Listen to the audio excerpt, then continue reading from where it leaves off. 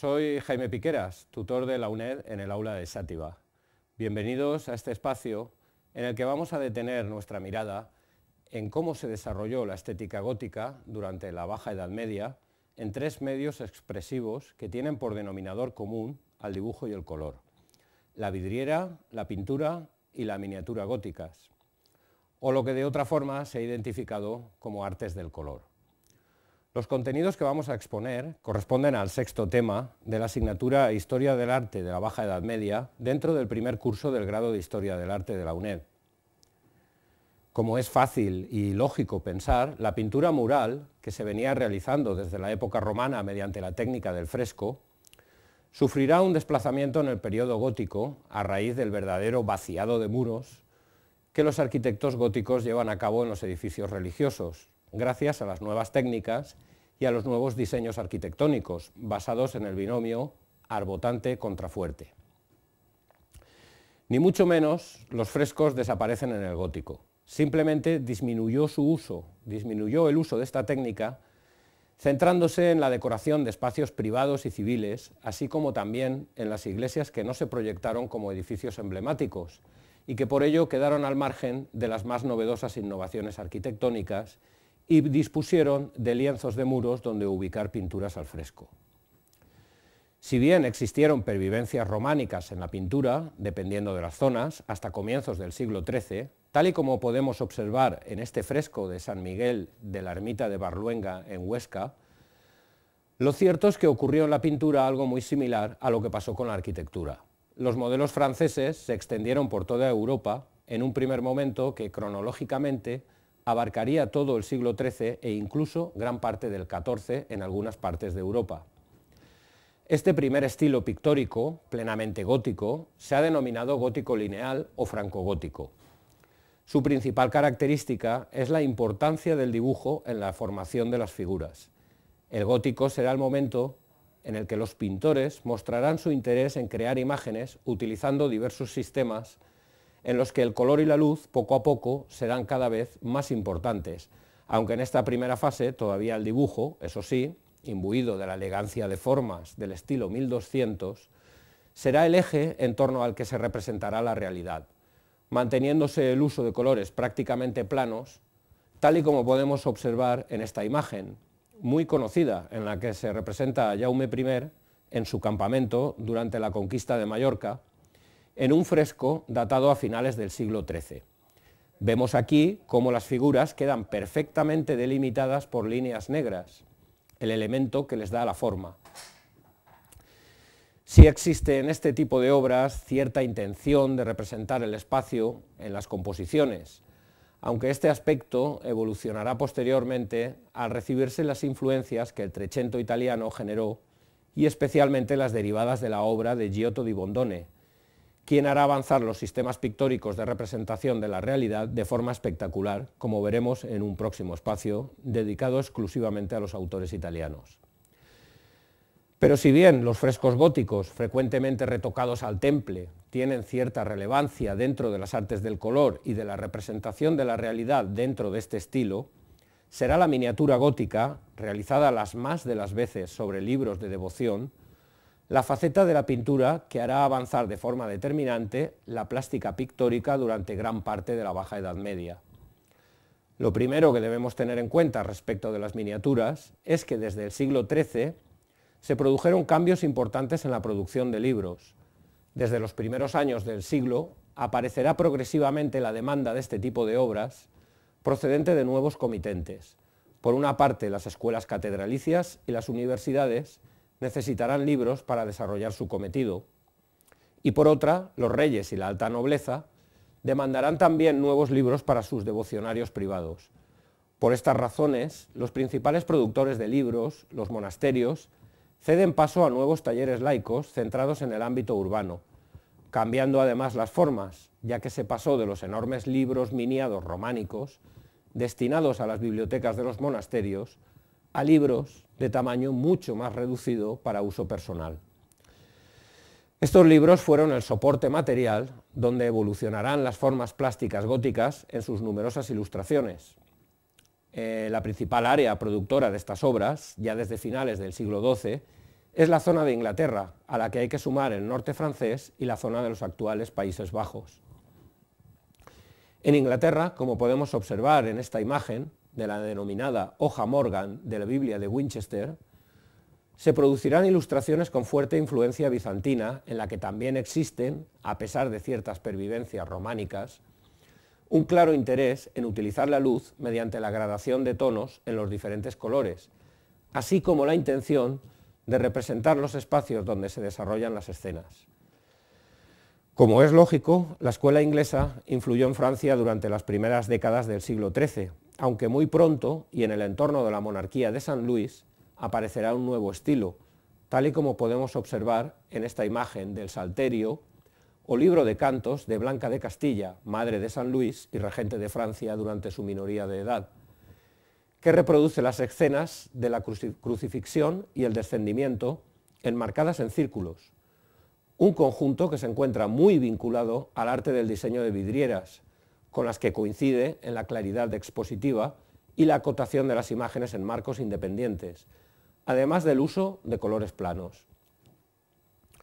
Idéntico tratamiento de las imágenes encontramos en la Biblia de San Luis, una Biblia moralizada que se realizó pensando en la educación del futuro rey y que presenta similares características que el Salterio de su madre. En la imagen podemos observar la intención narrativa del conjunto, encontrándose acompañada cada ilustración por su correspondiente texto. A finales del siglo XIII trabajó en los talleres parisinos el maestro Honoré, el primer miniaturista que logró crear efectos de volumen en las figuras mediante el uso de diferentes tonalidades de color, algo que queda patente en obras como esta página del breviario de Felipe el Hermoso, en la que podemos observar en la parte superior la unción del rey David por Samuel y Yesé en Belén, y en la inferior el episodio de David y Goliat. Referencias ambas a la historia de la realeza del Antiguo Testamento, que forman parte del proceso moralizante que se pretendía transmitir a los gobernantes bajomedievales. En ella es evidente cierto interés por representar el espacio en la parte superior, al incluirse una arquitectura, la ciudad de Belén, presentando ambas escenas la formación de los volúmenes de las figuras mediante el uso de gradaciones tonales del color, lo que significó el comienzo del fin del uso de los colores planos en la plástica pictórica gótica. En la península ibérica, estos cambios aparecen en la miniatura generada en el entorno de la corte de Alfonso X, quien patrocinó la creación de obras de muy diversa intención,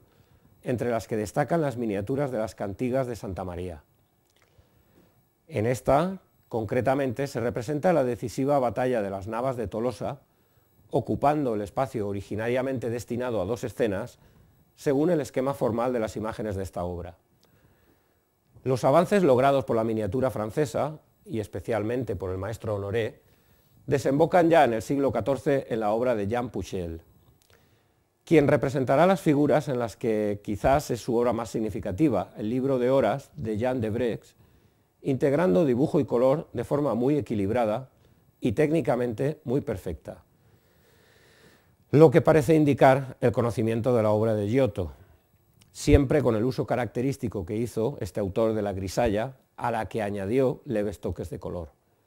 Todo este conjunto de progresos que hicieron evolucionar la pintura gótica desembocan a comienzos del siglo XIV en un naturalismo asumido de forma completa, casi realista, por lo que los pintores intentarán en ocasiones copiar los modelos del natural. Esto es exactamente lo que ocurrió con el retrato que Girard d'Orléans hizo a Juan el Bueno antes de acceder a la corona francesa. En esta obra sobre tabla, a pesar del uso del fondo dorado que inmaterializa el espacio, se aprecia la intención de reflejar de forma fidedigna las facciones del entonces aún duque de Normandía y futuro rey de Francia, quien por cierto tuvo un reinado especialmente convulso y dramático en el contexto de la Guerra de los 100 años con Inglaterra. Una parte importante de la producción gótica de imágenes resultó cubierta por las vidrieras, además de por la pintura al fresco y las miniaturas en libros. La técnica de fabricación de vidrieras ya era conocida en el románico, pero fue durante la Baja Edad Media cuando, bajo el ideario y la mentalidad góticas, se desarrollaron en toda su plenitud, asociadas de forma muy estrecha a los nuevos sistemas constructivos y de forma especial a las catedrales. Las bases prácticas de la técnica de fabricación de vidrieras ya se habían establecido por el monje Teófilo en los inicios del siglo XII en su De Diversis Artibus, y fueron completadas por obras como las de Andrea Cennini o Antonio de Pisa.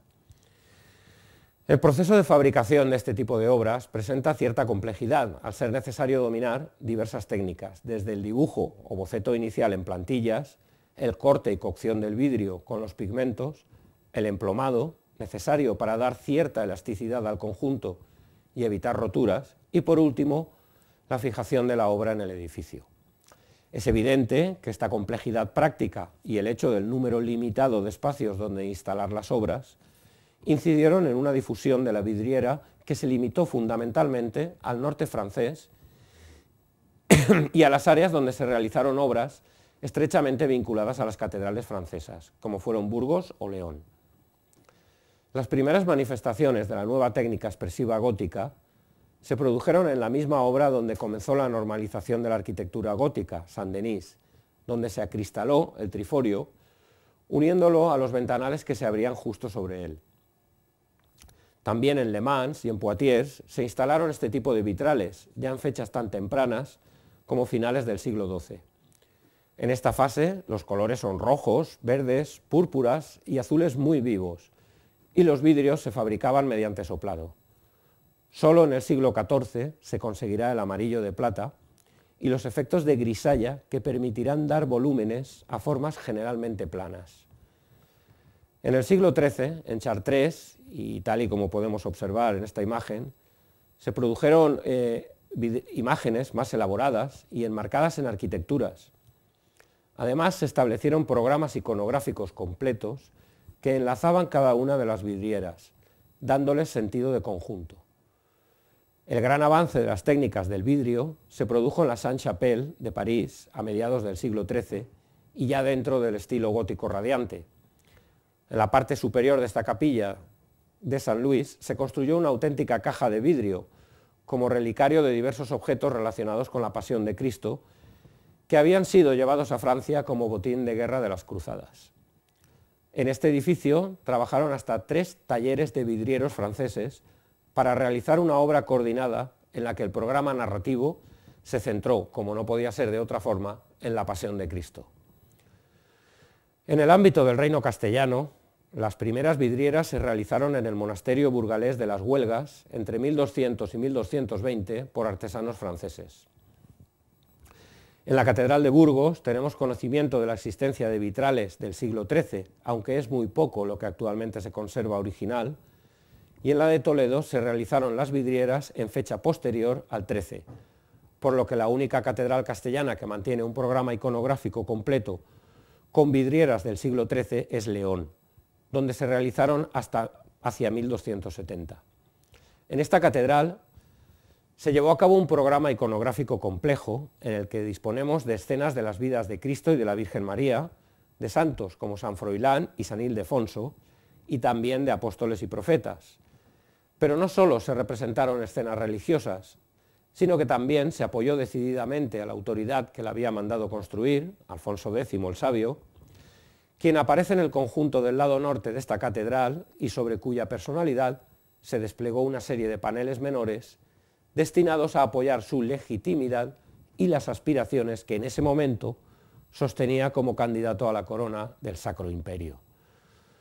Este doble programa iconográfico, religioso y político se completó con alusiones a la gramática, la dialéctica y la aritmética, que hoy en día se interpretan como mensajes que apoyaron la idea de rey sabio vinculada desde entonces a Alfonso X de Castilla. Por todo ello, en León no solo se pretendió espiritualizar los espacios interiores de la catedral y comunicar una idea trascendente del espacio a quien entrara al templo, sino que también se instaló sobre sus vidrieras un completo programa propagandístico sobre la monarquía, un objetivo perfectamente consecuente con el proceso de nacimiento y construcción del edificio, que como sabemos fue obra de la iniciativa conjunta de la corona castellana y del obispo leonés. La representación de la realidad que envolvió al hombre medieval durante el siglo XIII en Italia será el objetivo del próximo capítulo de esta serie, en el que la figura de Giotto di Bondone será la clave que determinará los progresos de la pintura gótica en la plasmación del espacio. Muchas gracias y hasta entonces. Quería trabajar y seguir estudiando. En su día no tuve ocasión de estudiar. Para promocionar necesitaba una carrera. Organizo mi tiempo como más me conviene. Ahora formo parte de la mayor universidad de España. La trobaràs molt prop de tu. UNED, Centro Francisco Tomás y Valiente, cerca de ti.